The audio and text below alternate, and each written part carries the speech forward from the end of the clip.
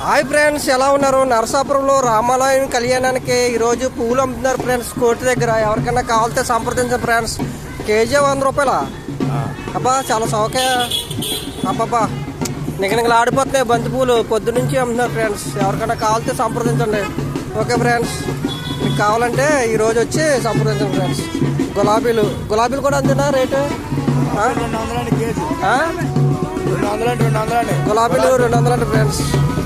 రాముల వారి కళ్యాణానికి డబ్బులతో వెళ్తారు ఫ్రెండ్స్. చూడండి ఫ్రెండ్స్, మీకు ఎవరికైనా కావాలితే ఈరోజు సంప్రదించండి ఫ్రెండ్స్.